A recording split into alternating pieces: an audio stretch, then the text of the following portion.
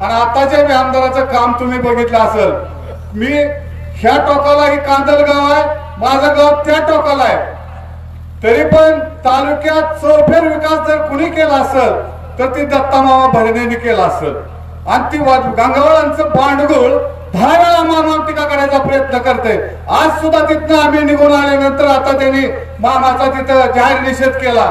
निषेध करायचं काय कारण नव्हतं, तिथं सुप्रिया ताईचं चुकून नाव राहिलं होतं। ती खासगी कार्यक्रम अचानक मामाने फोन केल्यामुळं आम्ही घाईघाईनं ती पाठी टाकली आणि अजितदादाचं सुद्धा त्यात नाव टाकायचं राहिलं होतं। असं काही जाणून बुजून सुप्रिया ताईचं नाव राहिलेलं नव्हतं, फक्त आणि मामाचं आणि गारेकर दादाचं दोघांचं नाव टाकलं होतं, जिल्हाध्यक्ष आणि आमदाराचं।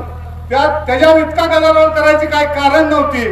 ती ताईला सुद्धा ती गोष्ट पटणारी नाही, पण यांनी विनाकारण काहीतरी गोष्टीचा 10-5 भांडगोळ गोळा करायची, कोण त्यांना गावात विचारत नाही अशी भांडगोळ गोळा करायची आणि तिथं काहीतरी कार्यक्रम करायचा। तिथं आम्ही 100-200 कार्यकर्ते होतो आणि ती 10-15 बसली होती। मी तिथं गेल्यानंतर त्यांना म्हणलं तुम्ही कशासाठी बसलाय, तर महाराज तो बारकाव मागं लपतोय सगळ्याच्या, दुसऱ्यांना मार खाया पुढं करतोय।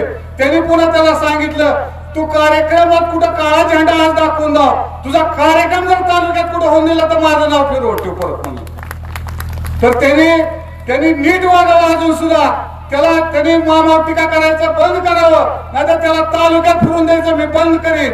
त्या खुसप्याची जशी अवस्था केली तशी ह्याची पुन्हा अवस्था करून ठेवीन मी। एवढंच मी तुम्हाला बोलून मी 2 शब्द संपवतो। जय हिंद, जय महाराष्ट्र, जय राष्ट्रवादी।